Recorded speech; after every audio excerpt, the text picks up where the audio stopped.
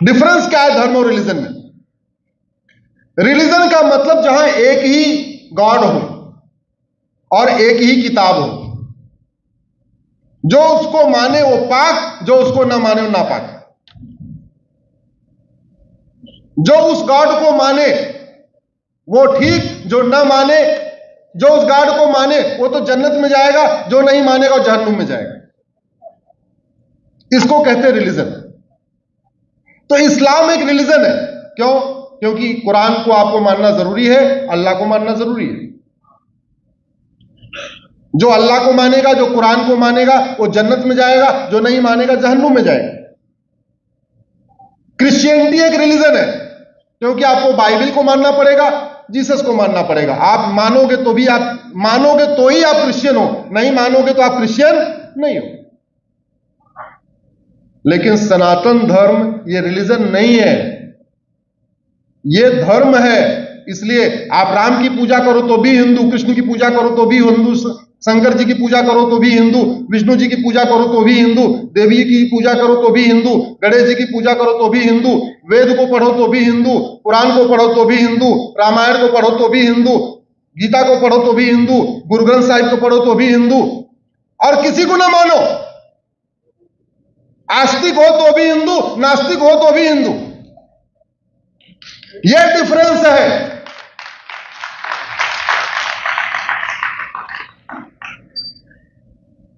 एक ही घर में पिताजी शंकर जी की पूजा करते हैं, माताजी विष्णु जी की पूजा करती है, बेटा जो है दुर्गा जी की पूजा करता है, बेटी जो है गणेश जी की पूजा करती है। कहीं कोई दिक्कत है क्या? इतनी टॉलरेंस है क्या? धर्म और रिलीजन में एक और डिफरेंस है, ध्यान से समझिए इसको। धर्म में वैचारिक स्वतंत्रता है, धर्म में शास्त्रार्थ करने की स्वतंत्रता है। रिलीजन में डिबेट करने की स्वतंत्रता नहीं है, रिलीजन में सोचने की स्वतंत्रता नहीं। जैसे कुरान में जो बातें लिखी हुई हैं उनके ऊपर आप शास्त्रार्थ नहीं कर सकते, उनके ऊपर आप विचार नहीं कर सकते, आप तर्क नहीं कर सकते। तर्क करने की छूट है क्या कुरान में? नहीं। बाइबल में जो बात लिखी है आपको मानना ही मानना है, सोचने की आजादी नहीं है, तर्क करने की आजादी नहीं है। अगर आपने तर्क किया आप नापाक हो, आप बाहर निकलो। इधर खुली स्वतंत्रता है, शास्त्रार्थ करिए, विचार करिए, विमर्श करिए, क्या ठीक है या गलत है आप समीक्षा करिए। आप राम की समीक्षा करिए, आप कृष्ण की समीक्षा करिए, आप भगवान शंकर की समीक्षा करिए, भगवान विष्णु की समीक्षा करिए, आप भीष्म पितामह की समीक्षा करिए, द्रोणाचार्य की समीक्षा करिए, युधिष्ठिर की समीक्षा करिए, अर्जुन की समीक्षा करिए, सबकी समीक्षा करिए। समीक्षा करने के बाद किसी का सर तन से जुदा होता है क्या? दूसरी तरफ होता है। यह डिफरेंस धर्म और रिलीजन में। तो कॉन्स्टिट्यूशन में जो वैल्यूज लिखी हुई है, liberty of thought, liberty of belief, equality, justice, liberty, fraternity, unity, national integration, यह केवल सनातन धर्म में ही है।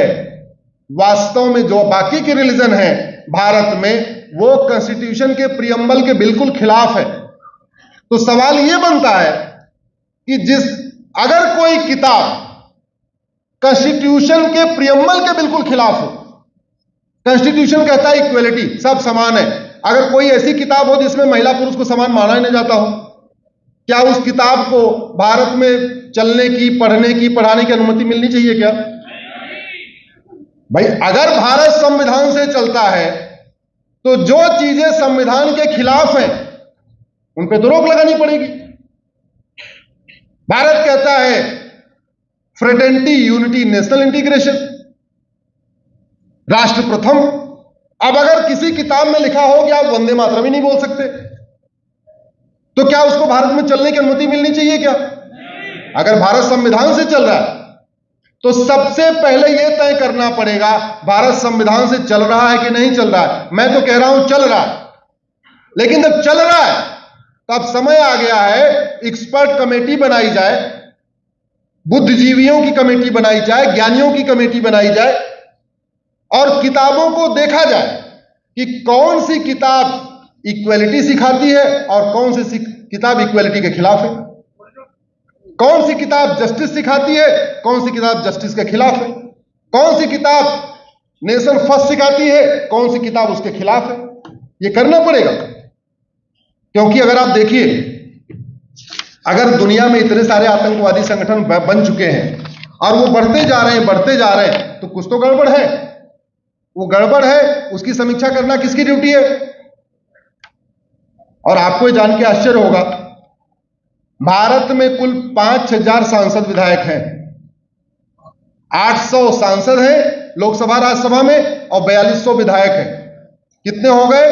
5000। इन 5000 लोगों पे हर साल आपके दिए हुए टैक्स, आपके दिए हुए इनकम टैक्स, आपके दिए हुए जीएसटी, आपके दिए हुए वैट, आपके दिए हुए टीडीएस का हर साल 55,000 करोड़ रुपए खर्च होता है।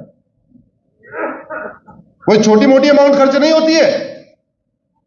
भारत में इस समय वर्तमान और भूतपूर्व सांसदों, विधायकों के वेतन, भत्ता, गाड़ी, बंगला, पेंशन, सिक्योरिटी, आने जाने का खर्च, चार्टर्ड प्लेन, डीजल, पेट्रोल, सब पे मिला के हर साल 55,000 करोड़ रुपए खर्च होता है। मेरा यह मानना है, यह सांसदों, विधायकों का वही कार्य है जो एक बगीचे के माली का कार्य होता है।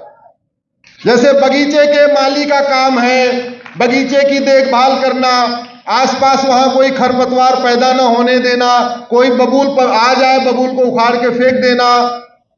ऐसे ही सांसदों, विधायकों का कार्य है ऐसे ऐसे कानून बनाना, ऐसे ऐसे नियम बनाना कि धर्म की, अधर्म का, प्राणियों में विश्वास